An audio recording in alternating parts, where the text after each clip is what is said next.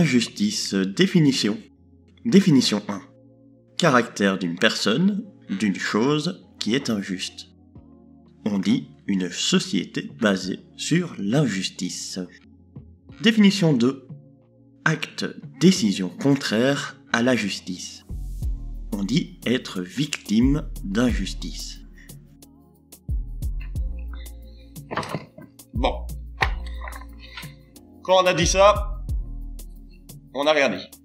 L'injustice se comprend surtout par son opposition à la justice. Et du coup, il faut comprendre ce que c'est la justice. La justice, c'est une valeur morale, une éthique et un concept philosophique.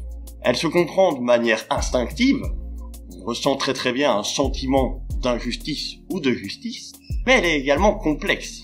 Il est très difficile de définir arbitrairement le critère du juste. Ainsi, l'instinctif se comprend parfaitement par ce que nous ressentons, par notre valeur, notre idéal d'égalité ou d'ordre social. Le complexe, lui, est davantage transcrit dans nos lois, dans les codes qui régissent notre société et notre fonctionnement en groupe. Il est tout à fait normal de ressentir de l'injustice.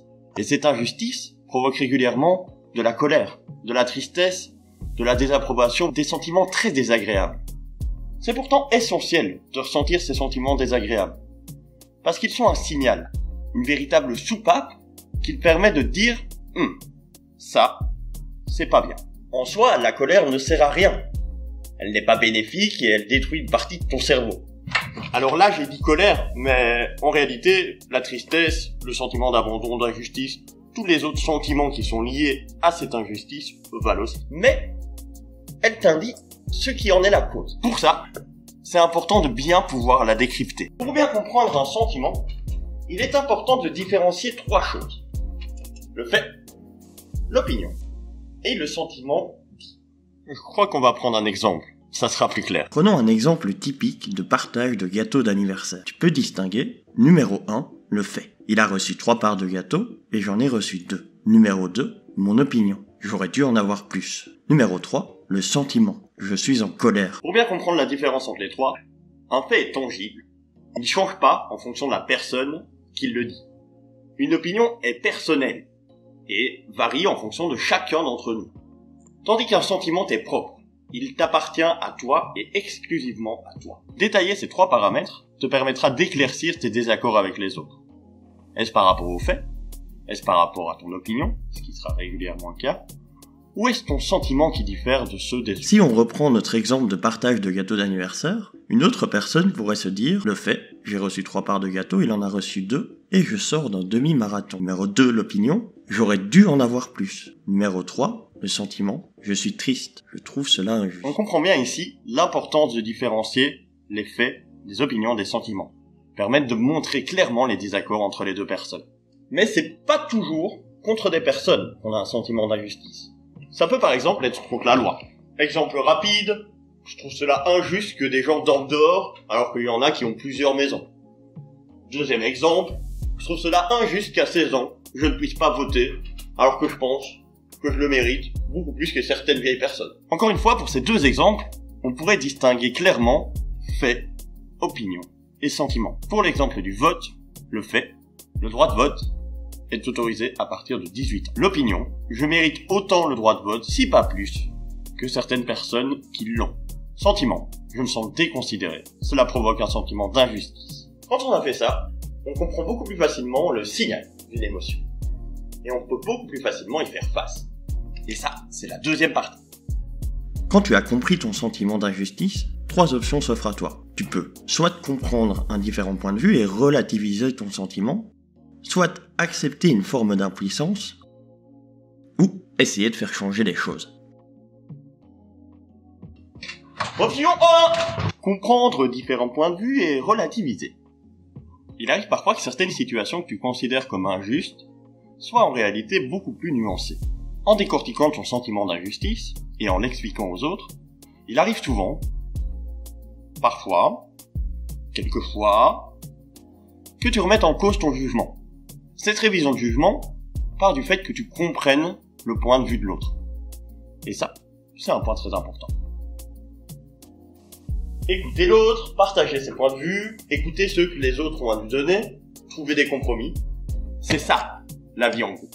Après, c'est vrai qu'il y a des moments où tu peux pas vraiment agir sur ton sentiment d'injustice. Parfois, il faut accepter que des personnes ont un point de vue différent.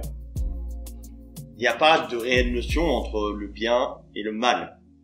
Chacun peut avoir une conception différente et le débat est parfois inutile. Dans le monde, il faut parfois accepter que des gens, des organisations, font des choses qui nous paraissent injustes. Mais accepter, c'est pas dire « ça ne me touche pas ». C'est simplement dire « je ne peux pas contrôler les autres ». Nous ne sommes pas prisonniers de ce que font les autres. Si on ne peut pas contrôler leurs actions, on peut au moins contrôler les nôtres. Alors concentre-toi sur tes propres actions. Est-ce qu'elles te conviennent?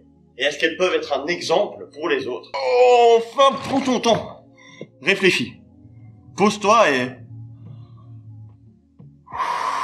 respire. On a trop souvent tendance à être dans l'action permanente. On répond par-ci, une parole par-là, toujours du tac au tac. Mais on l'a vu, comprendre une émotion, ça prend du temps. Il faut la décortiquer. On dit souvent qu'il faut tourner 7 fois sa langue dans sa bouche. Moi, j'ai tendance à dire que c'est important de tourner 7 fois son cerveau sur une émotion. On est trop souvent en pilotage automatique et on oublie de penser avant de parler. Mais quand un sentiment est beaucoup trop fort, il faut bien trouver une manière de décompresser.